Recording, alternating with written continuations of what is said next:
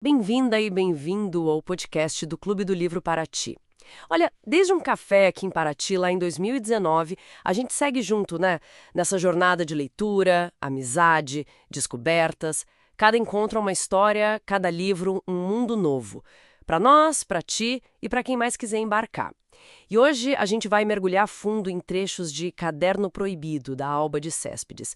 Temos aqui esse material que é um diário fictício, né? Da Valéria, uma mulher na Itália dos anos 50, e a ideia é, assim, extrair o essencial dessas páginas. Exato. O ponto de partida já é forte. Ela compra um caderno quase escondida e começa a escrever segredos ali.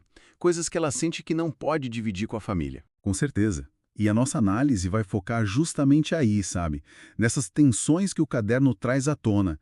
É o choque, né? Entre os papéis sociais esposa, mãe e essa busca por um espaço para si, uma identidade própria, que ela chama de Valéria. O diário acaba virando palco desse conflito todo. E a compra do caderno já começa meio transgressora, né? Ela mesma diz: fiz mal em comprar este caderno, muito mal, porque não podia vender essas coisas no domingo, o segredo é imediato. O que isso já mostra sobre ela logo de cara? Olha, esse segredo inicial é a chave de tudo, eu acho. Ele reflete uma divisão interna dela. Tem a mamãe, que é a figura pública da casa, né? Mas aí, quando ela escreve, ela tenta resgatar a Valéria, a identidade que ficou perdida, que ela até nomeia com entusiasmo na primeira página. O caderno vira o lugar dessa Valéria. Só que é um lugar marcado pela culpa, né? Ela vê como tempo roubado da família, do descanso que, aliás, ela nunca tem. Entendo.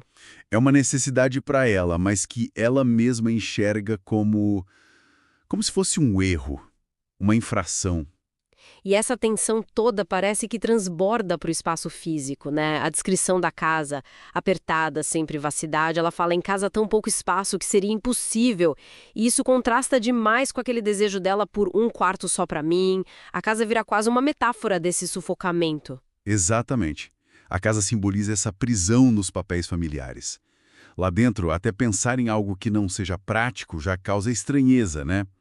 Por outro lado, tem a rua, o escritório. São espaços meio ambíguos. Podem ser de liberdade, mas também de inquietação. Ela mesma nota, fora de casa não sou mais eu.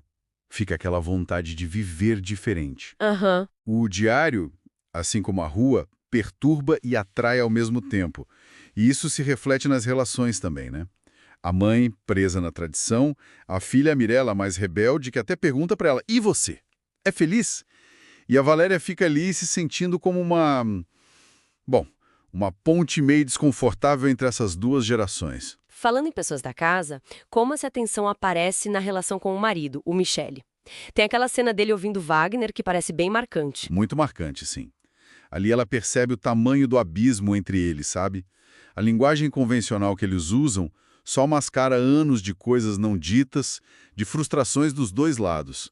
A música para ele parece uma fuga, mas para ela só acentua a distância. Claro. E o diário então vira o lugar onde essa erosão da intimidade fica registrada, onde as ambições frustradas dela vêm à tona, mesmo que só para ela ler. O Guido, o chefe dela.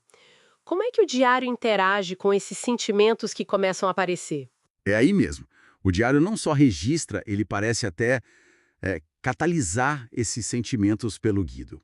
É muito interessante como ela liga a culpa de escrever com a culpa em relação a ele. Ela escreve: o único remorso de que sofro é roubar tempo à família, o mesmo que sinto quando escrevo este diário.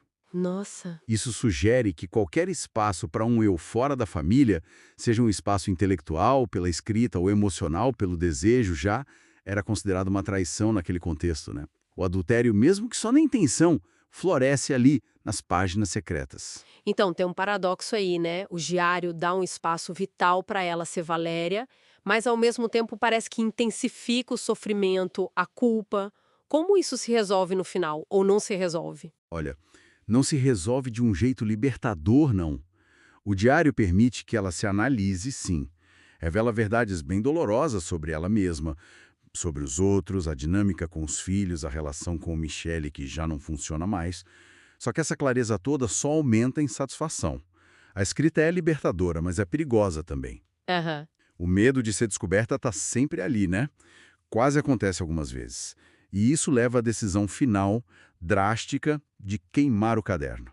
Destruir a prova física dessa Valéria secreta é o único jeito que ela vê para manter a paz em casa. A previsão dela para o futuro é bem triste, né? Páginas brancas, lisas, frias. Ela aceita voltar a ser só a mamãe, a vovó. No fim das contas, o que fica é esse retrato forte, né? De uma consciência feminina tentando despertar no meio de tanta pressão social.